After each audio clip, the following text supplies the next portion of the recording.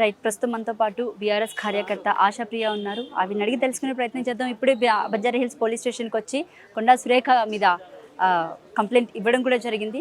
Right. Konda Surekha చేసినటువంటి వ్యాఖ్యలకి మీరు ఇప్పుడే కంప్లైంట్ ఇవ్వడం జరిగింది.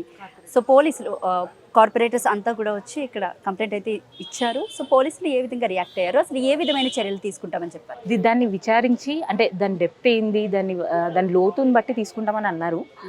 చూడాలి, మరి మేమైతే కంప్లైంట్ ఇచ్చినాం, వాళ్ళు తీసుకుంటారనే ఆశిస్తున్నాం ఖచ్చితంగా. ఎందుకంటే ఇది ఎవరో ఒక్కరి ఇండివిజువల్కి ఐడెంటిటీకి సంబంధించింది కాదు కదా. అందరూ మహిళా లోకానికి, అంటే ఒక అమ్మాయి బయటికి వచ్చి స్వతంత్రంగా పనిచేస్తున్న కాలం ఇది. తనకు నచ్చింది చేస్తుంది, తనకు నచ్చింది మాట్లాడుతుంది, తనకు నచ్చినట్లు బతున్న ఈ కాలంలో ఒక అమ్మాయిని తన పర్సనల్ లైఫ్ని బజార్లోకి రాగడం, అంటే బజార్లో తీసుకొచ్చి పెట్టి ప్రైవేట్ లైఫ్ని పెట్టడం అనేది చాలా దారుణమైన విషయం. ఖచ్చితంగా దాని మీద యాక్షన్ తీసుకోవాలని మేము కోరుకున్నాం. వాళ్ళు కూడా తీసుకుంటామని చెప్పారు, మరి చూడాలి. రైట్. సో కొండా సురేఖ చేసినటువంటి వ్యాఖ్యలు ఏవైతే ఉన్నాయో కేటీఆర్ మీద, సో మీరు దాని గురించి ఏం చెప్తారు? ఎందుకంటే చాలా తీవ్రమైన ఆరోపణలు. ఇది వరకు కూడా రకుల్ రావు అని చెప్పేసి అని మాట్లాడారు.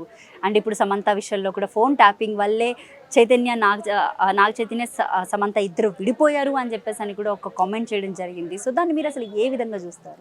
జస్ట్ ఫర్ మీ డైవర్షన్ చేయాలి. ఇప్పుడు ఏవైతే పాలనా లోపాలు ఉన్నాయో, వాళ్ళ పరిపాలనా లోపాలు ఉన్నాయో వాటిని కప్పిపుచ్చుకోవడానికి ఇప్పుడు మీరు చూడండి, హైడ్రా ఉంది. హైడ్రా వాళ్ళని కూల్ చేస్తున్నారు, పేదవాళ్ళ ఇల్లు. మూసీ నది పరివాహకంలో ఉన్న వాటిని కూడా కూల్ చేస్తున్నారు.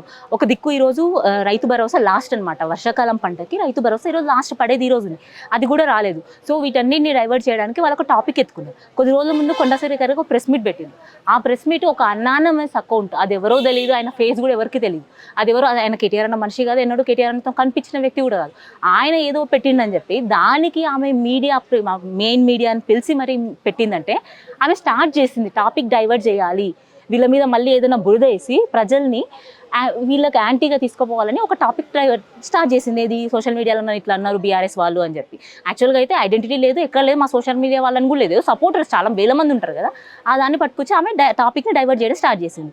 ఆమె నిన్న ఇంకా పీక్ ఫ్రస్ట్రేషన్కి పోయి అది డైవర్ట్ కావట్లేదు మ్యాటర్ అని చెప్పి ఒక అలిగేషన్ వేసేసి. రైట్. ఒక మాజీ నక్సలైట్ అయ్యింది ఆవిడ ఇట్లాంటి కామెంట్స్ చేయడాన్ని మీరు అసలు ఏ విధంగా చూస్తారు? చూడండి, ఒక విషయం, ఆమెకు శాఖలు ఉన్నాయి కదా, 2 శాఖలు ఉన్నాయి. ఒకటి ఎన్విరాన్మెంట్ అండ్ ఫారెస్ట్, ఇంకొకటి ఎన్విరాన్మెంట్ అండ్ ఫారెస్ట్. అంటే ఇప్పుడు ఎన్విరాన్మెంట్ని కాపాడే బాధ్యత ఆమెది కదా, అది వదిలేసింది. ఎలాగో కాలుష్యం నాశనం అయిపోయింది, చాలా రకాలుగా మనం చూస్తున్నాం, అడవులు నరికేస్తున్నారు అని చేస్తున్నారు.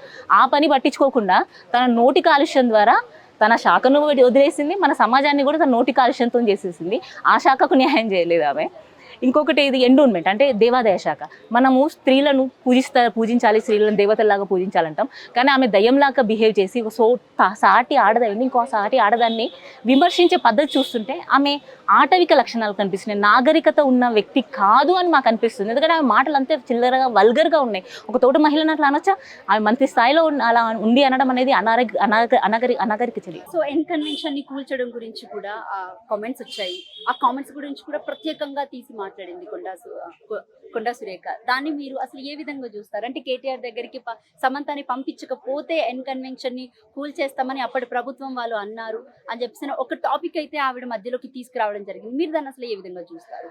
క్లియర్గా మనం ఇక్కడ ఒకటి ఏమర్థం చేసుకోవాలంటే, ఆమె మినిస్టరా లేకపోతే బ్రోకర్ దందాలు ఏమన్నా నడుపుతుందా? ఎందుకు నాకు ఈ డౌట్ ఎందుకు వచ్చింది అంటుందంటే, బ్రోకర్కి కదా ఇలాంటి మాటలు వస్తాయి, పంపించుకోవడాలు లేకపోవడాలు. మరి ఆ రోజు పంపిస్తే కూల్చడం ఆపేసినావా అని నువ్వు మాట్లాడుతున్నావు కదా, మరి ఈ రోజు ఎవరిని పంపించలేదని చెప్పి మీరు కూల్చేసిండ్రు? ఎవరిని పంపించలేదని కూల్చేసిండ్రు అంటే నువ్వు బ్రోకర్ పనులు చేస్తున్నారా మీరంతా? రేవంత్ కానీ నువ్వు కానీ, అంటే మీరు ఎవరినన్నా పంపిస్తామని అడిగిండ్రు, సో పంపించకపోయేసరికి మీరు కూల్చేసిండ్రా? అంటే ప్రభుత్వంలో ఇవి జరుగుతాయా? ఒకరిని పంపిస్తే కూల్చకుండా ఆగడాలు, ఒకరిని పంపించకుంటే కూల్చేయడాలు, ఇవి జరుగుతాయా? ఈ బ్రోకర్ మాటలు ఎందుకు మాట్లాడాలి ఒక మంత్రిగా ఉండి? ఇవన్నీ బ్రోకర్లు చేసే మాటలు. బ్రోకర్లు బ్రోకరిజం చేస్తారు కదా ఒక ఇద్దరు వ్యక్తుల మధ్య, అలాంటి మాటలు మాట్లాడుతుంది కొండా సురేఖ. నిజంగా విచక్షణ రహితంగా, అనాగరికంగా ఒక ఆటవిక వ్యక్తిగా మాట్లాడుతుంది ఒక ఉన్నత స్థాయిలో ఉండి ఆమె. ఇంకోటి, మీరు ఆమె వాయిస్ విన్నారా? ఒక తోటి మహిళతో ఒక ఆడియో రికార్డింగ్ వైరల్ అవుతుంది, విన్నారా? పచ్చి బూతులు మాట్లాడు తోటి మహిళతో, కనీసం ఎవరినో తిట్టింది కూడా తన తోటి మహిళతో. ఈ కాలము అమ్మలక్కలు కూడా మన పల్లెటూరులో కూర్చొని మాట్లాడట్లేదు, ఎవరు పనులు వాళ్ళు చేసుకుని కాబోతున్నారు, అంత గలీజ్గా అయితే మాట్లాడట్లేదు. మరి అంత సంస్కారహీనమైన వాటిని ఆమెను ఇంకా ఎందుకు మంత్రి పదవిలో పెట్టిండ్రో మాకైతే తెలియదు.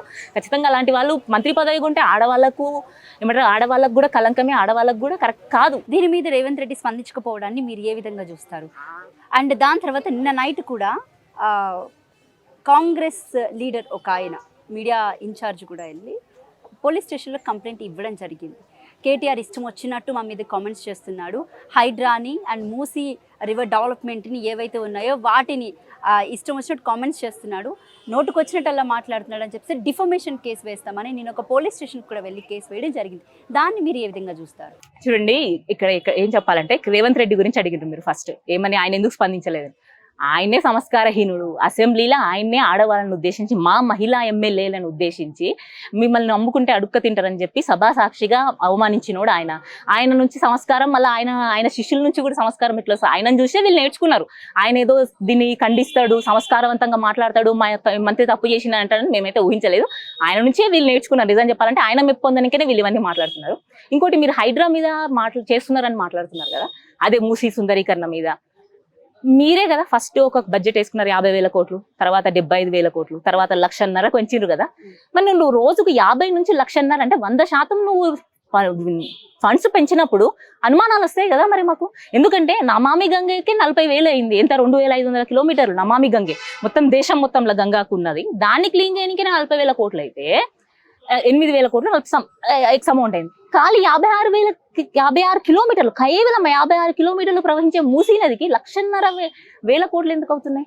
మరి మాకు డౌట్స్ ఉంటాయి కదా, తీర్చాల్సిన హౌస్ నుంచి డ్రైనేజ్ సిస్టమ్ లో కలిసింది కాబట్టి దాన్ని మొత్తం అంటే అది యాక్చువల్లీ చెప్పాలంటే చనిపోయిన నది కిందే దాన్ని చూస్తారు బేసిక్ గా.